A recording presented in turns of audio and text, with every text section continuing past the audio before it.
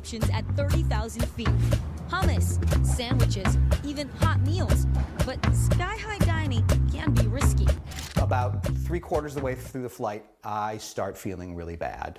Frequent flyer Jason Alderman says he got food poisoning after eating duck ravioli on a flight last year. It's the most intense sickness I've ever had.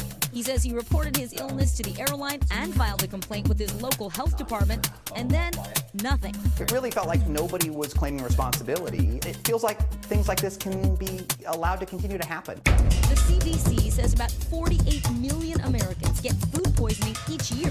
But how many cases from airplane food? Experts say it's hard to track because passengers might not get sick right away and then scatter to different destinations. So just how safe is this food? NBC News looked through more than 1,000 pages of FDA inspection reports for 3 major airline catering companies since 2012. We found food safety violations that might make your stomach turn. At LSG Sky Chefs, flies, rodents, dead roaches, dirty pans and utensils marked as clean, and liquid dripping from raw bacon onto cooked bacon. At Gate Gourmet, dusty fans blowing air onto uncovered food, dried food debris on cutting boards. Flying Food Group, a live bird inside one facility, and 2 instances of listeria. The public's at risk.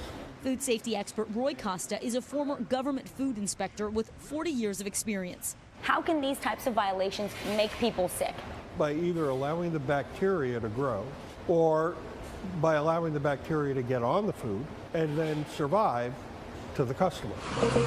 Another concern, how the food gets delivered. There was about 9 flights a day that you were putting food onto the airplanes? Yeah. Prince, who asked us not to use his last name, is a former truck loader for LSG Sky Chefs. The workers' union, now in contract negotiations, brought him to New York to speak with us. We load the food in the truck. There's no AC outside. It's very hot. We closed the truck, so no idea if the food was safe. He says once the food left the facility, it was only cooled by dry ice. Did you ever see the dry ice evaporate? Yeah, many times because Phoenix is very hot. You know, the dry ice is like a gas. If you leave it, it's very hot. Like in a couple of minutes, it can disappear. From the time the food is put on the truck to the time it gets put on the airplane, how much time has gone by? It was like 2.5 hours or 3 hours to put the food in the plane. How do you think passengers would react knowing what you know? I can't ever eat anything in the plane.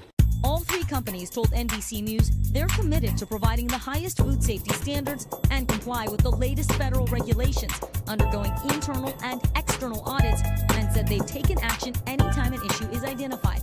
Flying Food and Gate Gourmet adding they've made investments to improve and ensure food safety. The FDA requires inspections at least every 3 to 5 years and told us facilities are also often inspected by state and local authorities.